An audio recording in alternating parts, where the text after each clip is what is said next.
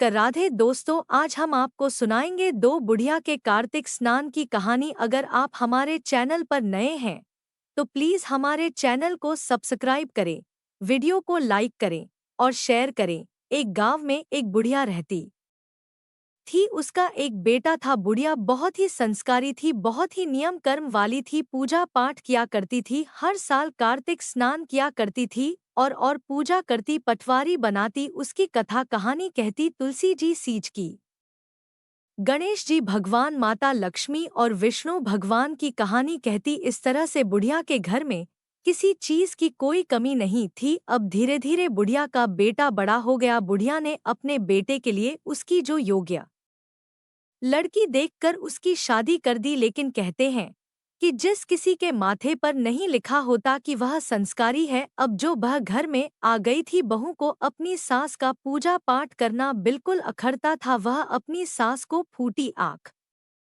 नहीं सुहाती थी। लेकिन बेटा बहुत ही श्रवण कुमार था, अपनी माँ का आज्ञाकारी पुत्र था, इसलिए बहू कुछ चाहकर भी अपनी सास से नहीं कह पाती थी। बेटा ही कमाता था और घर का खर्चा बहुत अच्छे से चल रहा था। घर में किसी भी चीज की कमी नहीं थी, क्योंकि बुढ़िया पूजा पाठ इतना करती थी। लेकिन यह था कि किसी को देने के लिए नहीं, तो लुटाने के लिए नहीं, तो खाने के लिए तो बहुत ही था, लुटाने के लिए नहीं था तो। लेकिन बुढ़िया अपने हिसाब से दान पुण्य भी किया करती थी, दान धर्म किया करती, इसी कारण उसका बेटा तरक्की कर रहा था। बुढ़िया अपने बेटे से बड़ी खुश थी कि चलो उसका बेटा उसकी बात सुनता है। वह थोड़ी बड़बड़ हारी है, थोड़ी बड़बड़ा कर चुप हो जाती है, क्योंकि अगर बेटा ही साथ नहीं देगा तो बहू तो पहले सिर पर नाचेगी। इस यह बेटा सही है तो वह तो अपने आप ही सही रहेगी। अब धीरे धीरे समय बीता, कार्तिक का महीना आ गया। अब जो सास कहने लगी, बेटा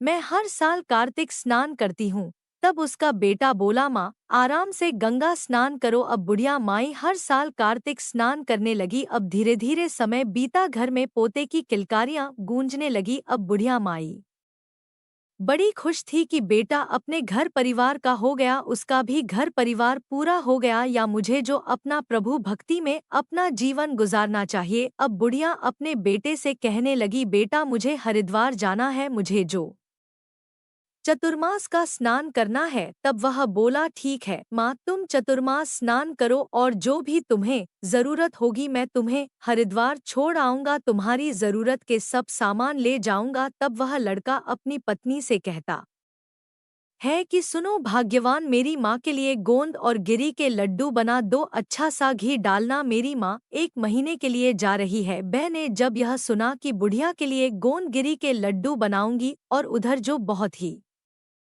वह गरीब घर की थी, उसकी माँ कोई पूजा पाठ तो करती नहीं थी, वह सोचने लगी सास के लिए गोंद गिर घी के लड्डू बनाऊंगी, क्यों ना अपनी माँ के लिए बनाऊं। अब उसने आटा भुना और ऐसे सूखे लड्डू जिनमें कुछ नहीं था अपनी सास को बनाकर रख दिए, और उनमें नमक भी मिला दिया और थोड़ी मिट्टी भी मिला दी, ताकि बुढ़िया खा ही नहीं पाए। और जो गोंदगिरी के लड्डू थे वह अपनी माँ के लिए पहुंचा दिए। गोंदगिरी के लड्डू जो बनाए, यानी जिनमें मिट्टी और नमक मिला दिया था, वे लड्डू एक डिब्बे में भरकर उसने अपनी सास को दे दिए। अब अगले दिन जो बेटा बोला, चलो माँ मैं तुम्हें हरिद्वार छोड़ आता हूँ। दोनों माँ बेटा खुशी खुशी गंगा स्नान करने के लिए और वहीं पर चतुर्मास स्नान करने के लिए बुढ़िया चल दी, क्योंकि कार्तिक का महीना आने वाला था। और वह कहने लगी, बेटा गंगा स्नान करने से जो कार्तिक के महीने की बड़ी महिमा है, इस महीने में जो भी कार्तिक स्नान करता है उसके जो जन्म सुधर जाते हैं, उसके घर में किसी प्रकार की कोई कमी नहीं रहती है। बेटा बड़ा प्रसन्न हुआ कि माँ यह तो मेरे अच्छे कर्म है कि मैं अपनी माँ को तीर्थ करवाऊं। अपनी माँ को लेकर बेटा गंगा स्नान कराने के लिए हरिद्वार ले गया। वहां पर जाकर बेटे ने अपनी माँ के लिए एक झोपड़ी बना दी और सब सुविधा जो भी जरूरत का सामान था अपनी माँ के लिए रख दिया, और अपनी माँ से बोला, माँ 1 महीने के बाद मैं तुम्हें लेने के लिए आऊंगा, तब तक तुम अपना कार्तिक स्नान करना और पूजा भक्ति भावना से करना। तब माँ बोली, जाओ बेटा खुश रहो, दूधो नहाओ पूतो फलो। ऐसा बेटा पाकर तो हर माँ धन्य हो जाती है। अब बेटा जो पड़ोसियों से कहकर कि मेरी माँ का ख्याल रखना, और घर आ गया क्योंकि घर का काम वही देखता था। अगर वह कमाए नहीं तो घर का खर्चा कैसे चलेगा, माँ भी यह जानती थी। इसलिए 1 महीने के लिए माँ हरिद्वार में रुक गई। बुढ़िया माई हरिद्वार में रहकर कार्तिक स्नान करने लगी। अब सुबह 4 बजे उठ जाती थी। उठकर गंगा स्नान करती, तुलसी जी सींचती और पीपल पटवारी की पूजा करती, उन्हें सींचती, कार्तिक की कहानी कहती, गणपति जी की कहानी कहती, विष्णु भगवान माता लक्ष्मी की कहानी कहती। उसके बाद अपना काम करती और जो समय बचता उसमें अपने अड़ोस पड़ोसियों को इकट्ठा करके भगवत चर्चा किया करती थी। इससे सभी बहुत खुश थे और धीरे धीरे समय भी रहा था। बुढ़िया माई ने देखा कि जो बहने लड्डू दिए थे तो वह खाने के लिए लड्डू खोलती तो देखती है कि उसमें जो लड्डू थे गोंदगिरी के लड्डू बने हुए हैं। बड़ी आशीष देने लगी, मेरी बहू ने कितना घी डाल डाल के लड्डू बनाए हैं। क्योंकि कार्तिक भगवान की कृपा से वह गोंदगिरी के लड्डू एकदम अच्छे बन गए थे, जिनमें सब मेवा पड़ी हुई थी। अब वह दिल ही दिल अपने बेटा बहू को आशीष देते हुए नहीं थकती थी कि मेरे बेटा बहू कितने अच्छे से मेरा ख्याल रखते हैं। धीरे धीरे समय बीत रहा था। कार्तिक महीने के 4 दिन रह गए। एक दिन बुढ़िया माई झोपड़ी में रात को बैठी हुई कीर्तन कर रही थी। तभी उसकी झोपड़ी पर जो दरवाजा था उस पर जोर से आहट हुई। तब उसने दरवाजा खोलकर पूछा कि कौन है भाई। बाहर से आवाज आई कि बुढ़िया माई, मैं सावण हूँ। बुढ़िया माई बोली, सावण? हाँ। बुढ़िया माई, भूख लगी है? तब बुढ़िया माई बोली, आजा बेटा लड्डू खा ले, सावण में की तो बड़ी महिमा है। महाशिवरात्रि आती है, कावड़ लेकर जाते हैं भगवान भोलेनाथ को जो जल चढ़ाया जाता है। सावन महीने की बड़ी महिमा अपरंपार है। उसने एक लड्डू दिया और जो सावन ने खा लिया और वह एक लात बुढ़िया की झोपड़ी में मारकर चला गया। अब बुढ़िया की झोपड़ी का एक सिरा जो सोने का बन गया। अब अगले दिन भादो आया। भादो ने कहा, बुढ़िया माई भूख लगी है। बुढ़िया माई बोली, कौन है? बोला, मैं भादव हूँ।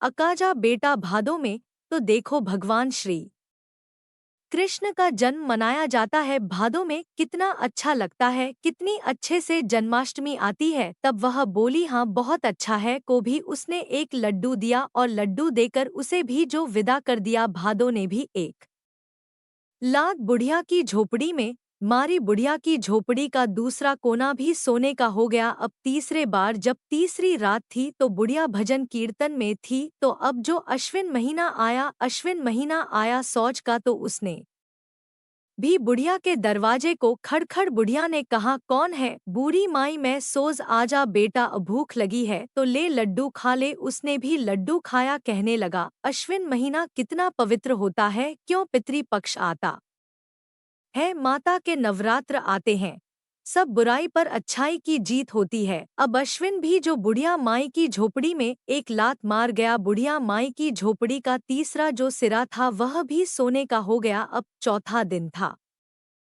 आखिरी दिन था, कार्तिक का दिन था। अब चौथे दिन कार्तिक आया। कार्तिक ने भी दरवाजा खड़खड़ आया। बुढ़िया माई बोली, कौन है? बूढ़ी माई, मैं हूँ कार्तिक, तो आजा। कार्तिक का महीना कितना पवित्र होता है, दीपावली आती है और दशहरा आता है, कितने अच्छे से भगवान की पूजा होती है और बुराई पर अच्छाई की जीत होती है। लोगों का यह जन्म तो सुधरता ही सुधरता है। कार्तिक स्नान करने से परलोक भी सुधर जाता है। लोगों के घरों में ईंधन के भंडार भर जाते हैं। सब त्योहार आते हैं, धनतेरस आती है, गोवर्धन आता है और दीपावली खुशियां लेकर आती है। अब बुढ़िया माई ने एक लड्डू कार्तिक को दिया और कार्तिक भी जो लड्डू खाकर वहां से विदा हो गया। और जाते टाइम उसने भी बुढ़िया की झोपड़ी में एक लात मार दी तो बुढ़िया की पूरी झोपड़ी सोने की हो गई। अब बुढ़िया का कार्तिक स्नान पूरा हो गया था। वहां पर बुढ़िया ने अपने ब्राह्मणों को भोजन करवाया और जो क्योंकि ईंधन का ढेर लग गया था, सोने की झोपड़ी हो गई थी। बुढ़िया के मन में जितना आया उसने खूब दान पुण्य किया और उसके बेटे ने देखा कि अब 1 महीना हो गया है तो मैं अपनी माँ को लेने जाऊंगा। बेटा पालकी सजाकर अपनी माँ को लेने के लिए चल दिया। जब वह हरिद्वार में नदी गंगा नदी के किनारे पहुंचा, जहां अपनी माँ के लिए झोपड़ी बनाकर आया था, देखा तो वहां पर तो माँ की झोपड़ी है ही नहीं, वहां तो सोने का महल खड़ा है आप जो उसने पड़ोसियों से पूछा कि मैं यहाँ पर अपनी माँ को छोड़कर गया था, तब वह कहने लगी अंदर चले जाओ, तुम्हारी माँ की ही तो झोपड़ी है। अरे यह झोपड़ी थोड़ी है, मैंने तो अपनी माँ के लिए जो बलियों से और फूस से झोपड़ी बनाई थी। बोले रे तेरी माँ इतनी धार्मिक महिला है, भगवान की कृपा हुई है और उसकी झोपड़ी सोने की हो गई है। बेटा की खुशी का कोई जो कारोबार नहीं था, वह तो बहुत ही खुश था, उसकी खुशी का कोई ठिकाना नहीं था। अंदर गया, अपनी माँ के पैर छुए, माँ ने आशीषों की झड़ी लगा दी। बोला माँ 1 महीना हो गया, कार्तिक स्नान पूरा हो गया, चलो अब घर चलो। वह बोली ठीक है बेटा। जितना उन सोना चांदी भरा गया उतना तो उन्होंने अपने थैलों में और कट्टों में भरकर गाड़ी में लाद लिया, बाकी उन्होंने वहां पर रहने वाले लोगों को दिल खोलकर दान किया, जिससे कहते हैं जितना दान करो उतना ही भंडार और भरते हैं। यही बुढ़िया माई के साथ हुई। अब तो बेटा बड़े गाजे बाजे के साथ अपनी माँ को विदा कराकर ला रहा था। जब वह अपने गांव में पहुंच गया तो गाजे बाजे की आवाज सुनते ही बहू के तो जो कान खड़े हो गए। सोचने लगी ऐसी बुढ़िया कौन सी तीर मार के आ रही है जो उसे गाजे बाजे से लाया जा रहा है। लोगों ने सुना तो चर्चे होने लगे, अरे बुढ़िया तो बड़े सत की है, बड़े नियम कर्म वाली है, देखो कार्तिक भगवान ने कैसी उस पर कृपा करी है। हे राई दामोदर राव जैसी बुढ़िया पर कृपा करी वैसी ही सब पर करना। सब लोग जो बुढ़िया का गुणगान करने लगे। जब बहू के कानों में पड़ी तो वह सोचने लगी ऐसा बुढ़िया ने क्या कर दिया जो सब लोग बुढ़िया का बड़ा गुणगान कर रहे हैं। एक पड़ोसन ने जाकर कहा, अरी बह तेरी सास आ रही है, आरती की थाल सजा ले। वह कहने लगी सास आ रही है तो कौन सा तीर मार कर आ रही है जो आरती का थाल सजा लूं। उसने कहा कि तेरी सास सोना चांदी भर के ला रही है। अब तो बहू का आश्चर्य का ठिकाना नहीं था। ऊपर ले मन से उसने जैसे तैसे थाल बनाया। जब उसका पति ने अपनी माँ की पालकी घर केर पर रोकी तो उसने सास की अंदर से तो कुढ़ रही थी, लेकिन फिर भी उसने अपनी सास की आरती उतारी। सास ने बड़ा आशीर्वाद दिया, दूधो ना हो पूतो फलो। अब तो बुढ़िया को देखकर जो मन ही मन बहू जो कुढ़ने लगी कि ऐसी बुढ़िया ने क्या किया, कहाँ से इतना सोना चांदी ले आई। बुढ़िया ने कहा कि मैं तो वहाँ कार्तिक स्नान के लिए गई थी और इस तरह कार्तिक भगवान की कृपा हुई है। अब जो बहू का मायका था वह थोड़ा गरीब था। कहते हैं हर बेटी अधिकतर अपने मायके के लिए बहुत पचती है, बेटियों का मायके से लगाव होता ही है। अब उसकी बहू ने सोचा मेरा मायका इतना गरीब है, यह बुढ़िया कार्तिक नहाई तो इतना सोना चांदी लाई है, अगली साल मैं भी अपनी माँ को कार्तिक स्नान के लिए हरिद्वार भेजूंगी और वह भी खूब सोना चांदी लाएगी, तो मेरा भी जो मायका अमीर हो जाएगा और मेरी भी वाह आई होगी कि मैं भी अमीर घर की बेटी हूँ। यही सोचकर बहू ने जो अपनी माँ को सारी बात बताई। धीरे धीरे महीने बीते, अगली साल फिर से कार्तिक का महीना आया। अब बहू ने अपनी माँ के लिए बड़े गूंद के जो लड्डू बनाए, घी गूंद और सारी मेवा डालकर एकदम तरघी में और डब्बा भरकर अपने पति से बोली, जाओ मेरी माँ को जो गंगा स्नान के लिए हरिद्वार छोड़ आओ, मेरी माँ का स्नान करेगी। तब बुढ़िया के बेटे ने सोचा कोई बात नहीं, सास भी माँ के समान होती है, धर्म पुण्य का काम है, तीर्थ कराना, चलो इस बहाने यह भी तीर्थ कर लेगी तो अच्छा है। लेकिन जो बह की शास्ती उसे धर्म कर्म में बिल्कुल भी रुचि नहीं थी, वह कोई धर्म कर्म करना नहीं चाहती थी, लेकिन बेटी के जोर देने से और अमीर होने के लालच से वह जो गंगा स्नान करने के लिए तैयार हो गई थी। अब बुढ़िया का बेटा अपनी सास को लेकर नदी किनारे जो हरिद्वार गंगा किनारे पहुंच गया। वहां पर उसने जहां अपनी माँ के लिए झोपड़ी बनाई थी, ऐसी ही झोपड़ी अपनी सास के लिए बना दी और कहने लगा अपनी सास से, माता जी जब 1 महीना हो जाएगा तो मैं तुम्हें लेने आ जाऊंगा, आप यहाँ पर रहकर गंगा स्नान कीजिए, कार्तिक के महीने का गुणगान कीजिए और कार्तिक के महीने की बड़ी महिमा है कार्तिक स्नान की, इसलिए आप यहाँ भगवत भजन कीजिए और अपना समय काटिए। और पड़ोसियों से कहकर बेटा जो था बुढ़िया का वह अपने घर आ गया। अब वहाँ क्या था कि बुढ़िया जो थी बहू की माँ, वह कोई कार्तिक स्नान करती ही नहीं थी, मन मर्जी हुआ तो सोकर उठती, मन मर्जी हुआ बनाकर खा लेती। बेटी ने जो लड्डू दिए थे गोंदगिरी के उन्हें खाती और मजे से सोती रहती, कोई पूजा पाठ धर्म कर्म कुछ नहीं करती थी। पड़ोसी सोचते पहले वाली बुढ़िया आई थी कितनी पूजा धर्म कर्म किया करती थी। सब लोग सोचते कि हम उसके पास रहकर कितना ज्ञान उनसे सीखे थे, लेकिन यह बुढ़िया तो बाहर निकलती ही नहीं है। दोपहर को उठती है तब नहाती है, लेकिन लोगों को क्या पड़ी है, कोई कभी भी करो। अब धीरे धीरे जो कार्तिक महीने के 4 दिन रह गए, अब सावन आया। सावन ने दरवाजा खटखटाया, दरवाजा खटखटाया तो बोली कौन है। मैं सावन। सावन है तो क्या सिर पर नाचेगा। बोला भूख लगी है, एक लड्डू दे दो। तो वह बोली मेरे पास नहीं है, कुछ भी भाग जाए यसे वैसे ही गिने चुने रखे हुए हैं, वैसे ही बनाने खाना पड़ रहा है यहाँ पर। उसने सावन को धमका कर भगा दिया। अब सावन ने जो एक लात मारी, उसकी झोपड़ी का एक सिरा गिर गया। अब जो भादो आया, भादो ने अगली रात फिर उसका दरवाजा खटखटाया। बुढ़िया सोती हुई चिल्लाई, रे कौन दुष्ट आ गया, क्यों नींद को खराब कर रहा है, कम से कम चैन से सोने तो दो। वह बोला मैया मैं भादव हूँ। अब कौन भादव, मैं किसी भादव वादों को नहीं जानती, अपना रास्ता नाप मुझे सोने दे और आकर नींद में खलल डाल देते हैं। भादव बोला मैया मैं भूखा हूँ। अब भूखा है तो फिर मैं क्या करूँ, मैंने कौन से यहाँ भंडारे चला रखे हैं। और उसने भादो को भी वहां से भगा दिया। अब तीसरा महीना सौज यानी अश्विन का आया। अब तीसरी रात थी। तीसरी रात आकर अश्विन ने जो दरवाजा खटखटाया, बुढ़िया तो जो वैसे ही खार खाए हुए बैठी थी, दरवाजा मारा अश्विन के मुंह पर देकर और कहने लगी क्या है अखमैया, भूख लगी है। अब भूख लगी है तो यहाँ का मैं तुम्हारे लिए 5 भोग बनाकर बैठी हूँ, जो तुम्हें भोग खिलाऊंगी। अपने लिए तो मेरे से होता नहीं है जैसे तैसे बनाती हूँ। रोज देखो कोई ना कोई रात में आकर खड़ा हो जाता है, कभी कोई फरमाइश कभी कोई फरमाइश, जैसे मैं इनके लिए यहाँ पर आकर बैठी हूँ। अब अश्विन भी चला गया और उसने भी बुढ़िया की झोपड़ी में लात मारी, बुढ़िया की झोपड़ी गिर गई। अब अगली रात कार्तिक आया, टूटी फूटी झोपड़ी में बुढ़िया कंबल ओढ़े लौट रही थी।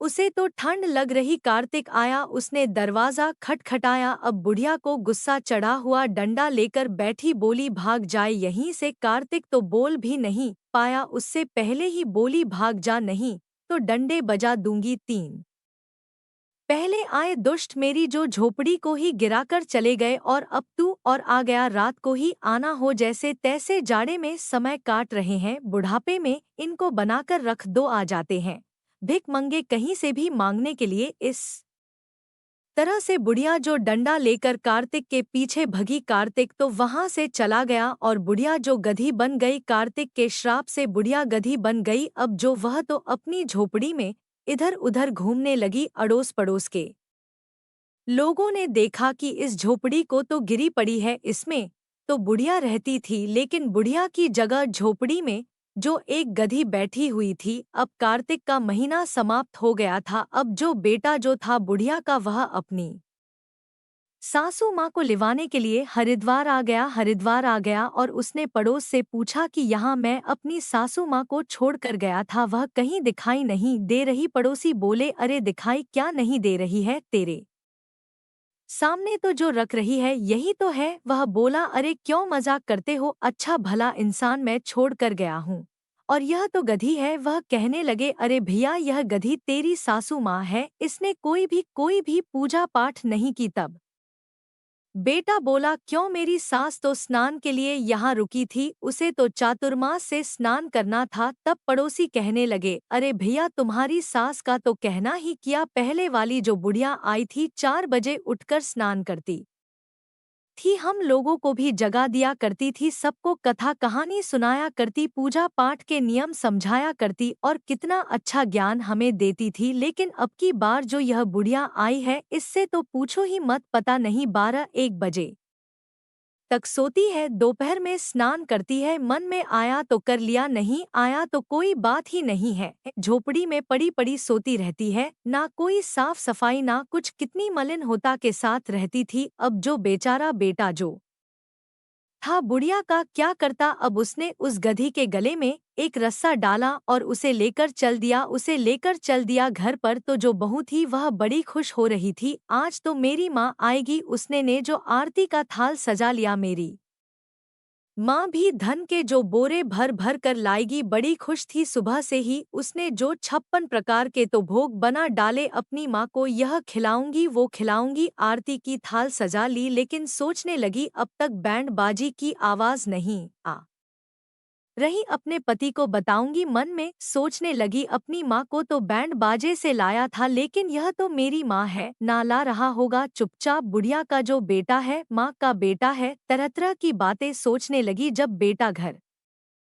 पहुंचा उसने दरवाजा खटखटाया तो वह समझ गई मेरी माँ आई है। आरती का थाल लेकर दौड़ी दरवाजे की तरफ, जाकर दरवाजा खोला तो देखा उसका पति एक गधी को लेकर खड़ा है। तब वह गुस्से में बोली मेरी माँ कहाँ है और मेरी माँ को तुम बैंड बाजे से क्यों नहीं लाए? मुझे भी तो अपनी जैसे तुम्हारी माँ की आरती की थी, अपनी माँ की आरती करनी है। बेटा बोला हाँ तो गुस्सा क्यों हो रही हो, कर लो आरती। कहाँ है मेरी माँ? यह तेरी माँ ही तो है। बोली मजाक मत करो, तुम मेरी माँ के साथ ऐसे कैसे बोल सकते हो? मेरी माँ कोई गधी है, गधी को मेरी माँ बना रहे हो? वह बोले मैं तो कुछ नहीं कह रहा, जैसा कर्म वैसा आगे आ रहा है। यह तुम्हारी माँ है, कोई और नहीं है। अब गधी भी रखने लगी, अपनी भाषा में बताने लगी कि मैं ही तेरी माँ हूँ। और अपनी बेटी से जो गर्दन हिला हिलाकर उसके मुंह से लगने लगी। अब बेटी उसे दुत्कारने लगी, परे हट, ये कैसी गधी लेकर आए हो, मेरे पीछे पड़ रही है। वह बोली गधी नहीं है यह तेरी माँ है। अब बेचारी करती क्या, मानना पड़ा कि हो उसकी माँ है। अब वह बड़ी रोने लगी कि मेरी माँ गधी कैसे बन गई। अब जो बेटा बहू और बुढ़िया ने सलाह दी अपने बेटा बहुओं को डोट कि एक काम करो, किसी अच्छे जानकार विद्वान को बुलवा और उनसे पता करो कि यह गधी कैसे बन गई है। समधन जी, अब बेटा ने जो वहाँ के जो पुरोहित जी थे उनको बुलवाया और उनसे बताई पूरी बात। अब पुरोहित जी मेरी माँ गंगा स्नान करने गई थी, कार्तिक स्नान, तो मेरी माँ तो सुबह ही वहां पर पूजा पाठ करती थी, गंगा में स्नान करती थी। तुलसी सींच थी और पटवारी और पीपल सींच थी, सारा दिन भजन कीर्तन किया करती। भगवत कथा में इनका समय बीतता था, क्योंकि जैसा पड़ोसियों ने बताया था बेटा ने सब ऐसा ही बताया। पुरोहित जी ने कहा अच्छी बात है बेटा। तब बोले यह मेरी सास है। यह बोली मुझे भी चातुर्मास का स्नान करना है, तो मैं अपनी सासू माँ को भी हरिद्वार गंगा स्नान के लिए छोड़कर आया था। कार्तिक का पवित्र महीना था, तो यह भी जो कर लेगी और इनका भी जो जन्म सुधर जाएगा, यही सोचकर मैं अपनी सासू माँ को छोड़कर आया था। लेकिन जब मैं लेने गया तो पड़ोसियों ने बताया कि यह गधी बन गई है। ना तो यह कार्तिक स्नान न करती थी, ना ही तुलसी सींच थी, ना ही पीपल पटवारी सींच थी, ना ही कोई कथा कहानी कहा करती थी। बस खाती और मनमर्जी पड़ी रहती थी। जब तक मन में आया सो लिया और मन में नहीं आया तो पड़ी रही। और झोपड़ी की साफ सफाई भी नहीं करती थी, बड़ी ही मलिन होता के साथ रहती थी। जब पुरोहित जी ने सारी बात सुनी और उन्होंने ध्यान लगाया तो वह कहने लगे कि हे उसकी जो बहू थी बुढ़िया कि बेटी, तुम्हारी माँ ने जो कार्तिक भगवान का अपमान किया है इसलिए इसको श्राप मिला है और अब यह गधी बन गई है। अब जो बेटी रोने लगी पुरोहित जी के पैरों में पड़ गई कि हे पुरोहित जी, कोई तो ऐसा उपाय बताइए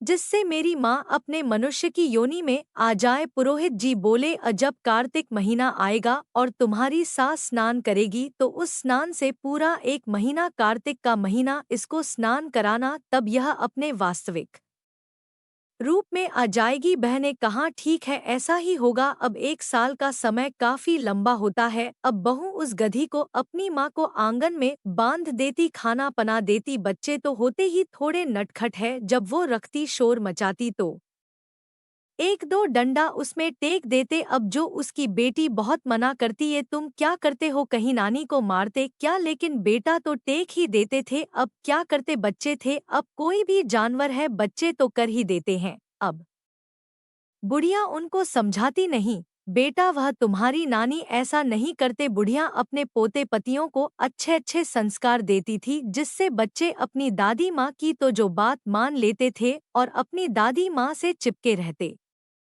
थे। बहू को भी अब अपनी गलती का एहसास हो रहा था। वह मन ही मन सोचती, मैंने कभी भी अपनी सासू को कोई तवज्जो नहीं दी, हमेशा अपनी सास और अपनी माँ को लेकर अपनी सास के साथ पक्षपात किया, कभी उनकी कोई बात नहीं की, बात बात पर उनका अपमान किया। शायद इसी कारण भगवान ने हमें सजा दी है। बहू को गलती का एहसास हो गया, वह अपनी सासू माँ के पैर पकड़कर रोने लगी। सासू माँ ने उसे समझाया, बेटी इसमें कोई बात नहीं, तुझसे जो गलती हुई है उसका प्रायश्चित तू कर रही है। तूने अपनी गलती मान ली तो आधी सजा तो भगवान तभी माफ कर देते हैं जब इंसान अपनी गलती मान लेता है। और धीरे धीरे समय बीता, महीने पर महीने बीतने लगे और कार्तिक का महीना आ गया। अब कार्तिक का महीना आ गया। बुढ़िया स्नान करती और गंगा स्नान करने जाती थी। बुढ़िया तो क्योंकि वह तो कार्तिक स्नान करती थी, पूरा तुलसी सींचती, पथवारी पीपल सींचती, उनकी कहानी सुनती और जो पानी होता उसके नहाने का,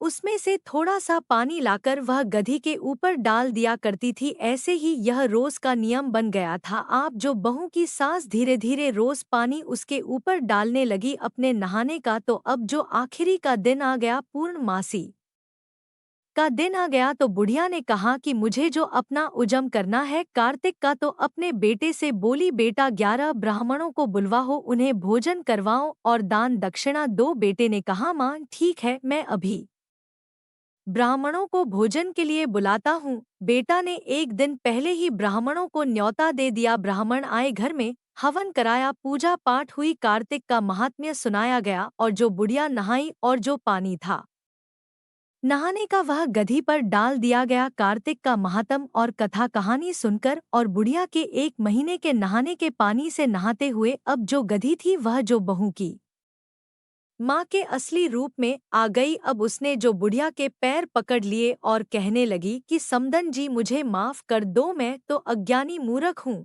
लालच के बल में गई थी, तुम तो सत के बल नहाई, तो कार्तिक भगवान तुम पर प्रसन्न हुए और मैं लालच से नहाई तो मुझे यह सजा मिली। आप जो कार्तिक स्नान हम सच्चे दिल से किया करेंगे, आप तो बुढ़िया के साथ साथ बुढ़िया की बहू, बुढ़िया का बेटा और बुढ़िया की बह की माँ सब हर साल कार्तिक स्नान करने लगे। अब बुढ़िया का गांव में भी बहुत मान सम्मान बढ़ गया। अड़सी पड़ोसी भी सब बुढ़िया की सलाह लेते थे। कार्तिक के समय बुढ़िया सबको कहानी सुनाया करती थी। सब लोग बुढ़िया माई की जय जयकार करते कि ऐसी बुढ़िया माई हमारे घर घरों के आसपास है तो अपने आप ही हमारे बच्चे अच्छे संस्कार पाएंगे। अब जो सब कार्तिक मिलकर स्नान करते, गांव गली के सब लोग जो बुढ़िया की देखा देखी कार्तिक स्नान करने लगे। कार्तिक की महिमा अपरंपार है। हे कार्तिक भगवान, हे दामोदर, हे विष्णु भगवान, हे माता लक्ष्मी जैसी कार्तिक मैया, तुलसी मैया जैसी बहू की सास की आई वैसी सब किसी को अइयो, जैसी बहू की माँ को आई वैसी किसी को मत आइयो। जो यह कहानी कह रहे हैं और जो यह कहानी सुन रहे हैं, उनकी सभी मनोकामना पूरी करना, उनके घर में अन्न धन के भंडार बनाए रखना। दोस्तों, अगर आपको यह कहानी पसंद आई हो तो प्लीज़ हमारे चैनल को सब्सक्राइब करें, वीडियो को लाइक करें और शेयर करें और कमेंट्स करके हमें बताएं आपको यह कहानी कैसी लगी। जय श्री कृष्णा, राधे राधे।